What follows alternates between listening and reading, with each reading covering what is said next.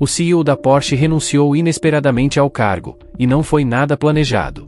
Esta não é uma reorganização típica dentro da empresa, mas sim o fim abrupto de um experimento arriscado que irritou investidores, deixou a base de fãs perplexa e levou uma das mais renomadas fabricantes de carros esportivos a uma encruzilhada crucial. Mas o que realmente está por trás disso? Quando a notícia chegou às agências de notícias em agosto de 2025, caiu como um trovão. Oliver Blume, CEO da Porsche, está deixando o cargo para se concentrar integralmente na gestão do grupo Volkswagen. No papel, isso parece inicialmente claro e direto. Um gerente se demite de um cargo para se concentrar em outro.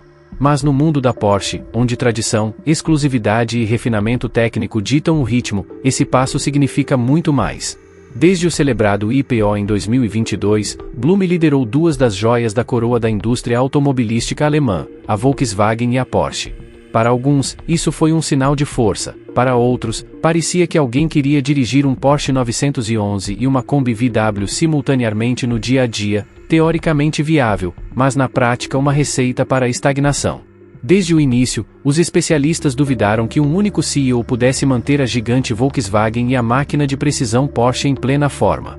Com a decisão de priorizar Wolfsburg em vez de Stuttgart, a Porsche se encontra sem uma liderança permanente, e aí reside a questão explosiva: quem moldará o futuro da marca, especialmente agora que ela oscila entre a tradição e a transformação?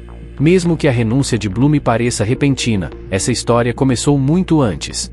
Rachaduras já estavam surgindo na estrutura de sua dupla função. A Volkswagen, com mais de 10 marcas, desde o acessível Skoda até o ícone de luxo Bugatti, é um império em si, capaz de absorver até mesmo gerentes experientes. Adicionar a Porsche à mistura era como a expectativa absurda de que um cirurgião também limpasse o hospital. Não é de se admirar que os investidores tenham dado o alarme logo no início. Embora o IPO da Porsche tenha sido comemorado com grande pompa, rumores de má governança e desequilíbrios estratégicos começaram a circular logo em seguida. Quem deveria controlar as coisas quando o mesmo homem trancava os portões da fábrica em Wolfsburg e controlava os estúdios de design em Stuttgart? Os críticos levantaram a questão desde o início se a Porsche, listada na Bolsa de Valores com grande pompa como uma joia separada dentro do grupo Volkswagen, era realmente independente, ou se agia apenas como um apêndice firmemente ligado à empresa-mãe. Mesmo antes da primeira conferência trimestral, a promessa de autonomia já havia sido manchada. Então vieram os fatos concretos. Em 2024, as ações da Porsche perderam quase um terço de seu valor. Para uma marca definida pela exclusividade e desempenho impecável, isso não foi apenas um golpe financeiro, mas um desastre de imagem. Como uma empresa que comercializa a perfeição poderia ficar tão aquém das expectativas de seus acionistas? Não se tratava mais apenas de perdas no preço das ações, era uma moça no mito que a Porsche havia construído com tanta habilidade durante seu IPO. E quanto mais claramente a estrutura instável nos bastidores se tornava visível, mais inevitável era que os problemas eventualmente vazassem. Em julho de 2024, o jornal Handelsblatt publicou um memorando interno no qual o próprio Oliver Blume descreveu o modelo de negócios da Porsche como defeituoso. Essa palavra teve mais peso do que qualquer análise crítica de um banco de investimento. Quando o próprio CEO admitiu que o motor havia começado a falhar, não era um pneu furado, era uma falha total de todo o sistema de transmissão.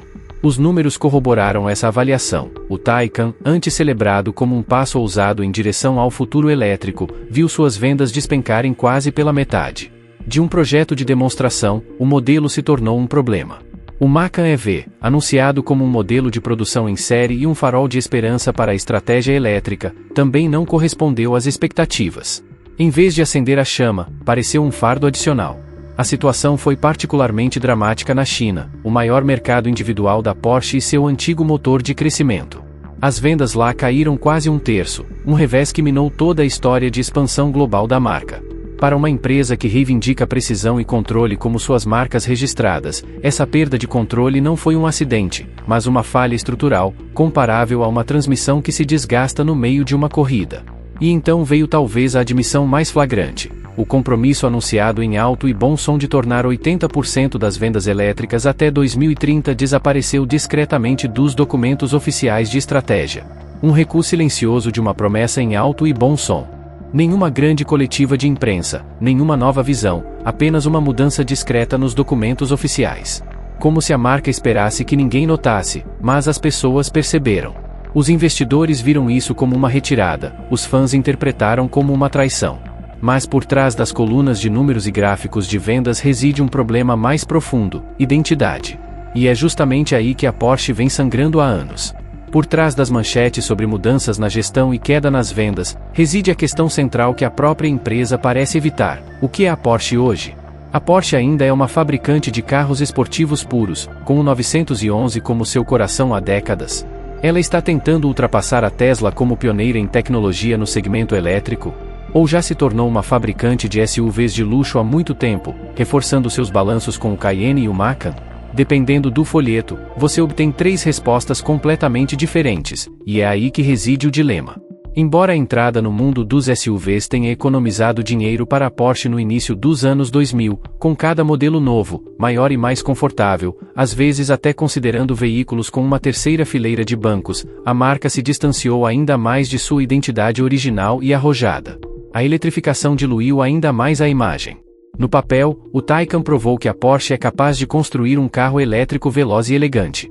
Na realidade, porém, a mudança radical para a eletromobilidade alienou justamente a base de fãs que a Porsche defendia há décadas. Um slogan claro surgiu entre os entusiastas: não toque no 911. Por gerações, o 911 foi o centro imóvel da galáxia Porsche, o sol em torno do qual tudo girava. Sua perfeição conferiu à marca gravidade, direção e significado. Hoje, esse centro parece diluído. A atual linha de modelos parece o resultado de intermináveis concessões em salas de conferência, um pouco de imagem de alta tecnologia aqui, algum crescimento de SUV ali e tradição suficiente para apaziguar os fãs mais leais. É exatamente por isso que a renúncia de Blume é muito mais do que uma simples mudança de pessoal. Ela representa uma rara oportunidade de reexaminar a questão: o que a Porsche realmente quer ser? Uma guardiã intransigente da herança dos carros esportivos, uma inovadora na era da eletricidade ou uma fabricante global de luxo com foco em SUVs? Essa decisão determinará se a Porsche recuperará sua aura, ou se ficará permanentemente dividida entre papéis contraditórios. Por mais caótica que a saída de Blume possa parecer à primeira vista, ela também apresenta à Porsche a oportunidade mais clara em anos. Pela primeira vez desde o IPO, a marca terá um CEO cuja função não é administrar simultaneamente um império como a Volkswagen, com mais de 10 marcas diferentes, mas exclusivamente a Porsche. Apenas Stuttgart, sem labirinto corporativo. É justamente esse foco que pode ser a chave para o retorno da Porsche à essência que a tornou lendária. O novo CEO, no entanto, enfrenta uma decisão que parece simples e quase impossível. Por um lado, o apelo reside no retorno às raízes, aqueles carros esportivos puristas que cativaram gerações. Veículos que não eram apenas rápidos, mas também transmitiam a essência da marca sobre rodas. Por outro lado, há a pressão da transformação, a eletromobilidade, que hoje parece menos uma revolução e mais um ato de equilíbrio. Uma estratégia mista provavelmente surgirá: híbridos, modelos elétricos selecionados e talvez até uma dose de tecnologia tradicional de motores a combustão. Não importa o caminho escolhido, a sensação precisa ser a de um Porsche, não uma cópia da Tesla em um terno alemão. E então há a questão da confiança. Os investidores, cuja confiança foi abalada pela queda do preço das ações, esperam sinais claros. Entusiastas que se sentem alienados por experimentos elétricos querem ser ouvidos. Funcionários que convivem com o medo de cortes de empregos esperam por estabilidade.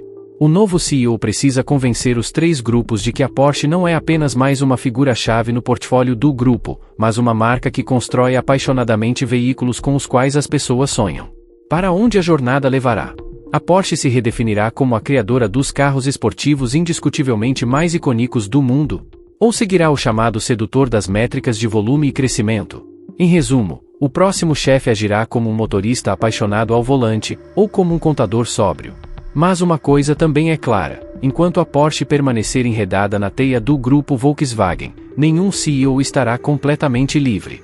A verdadeira questão é: será que a Porsche algum dia poderá realmente se sustentar sobre suas próprias 4 rodas? Qualquer pessoa que discuta a crise da marca não pode deixar de olhar por trás da cortina para o tabuleiro de xadrez maior, a tensão entre a Porsche AG e sua poderosa controladora, a Volkswagen. Durante décadas, a VW tratou a Porsche como uma joia da coroa e uma mina de ouro, valiosa demais para deixá-la ir, mas orgulhosa demais para deixá-la definhar como um mero logotipo em uma família corporativa já superlotada.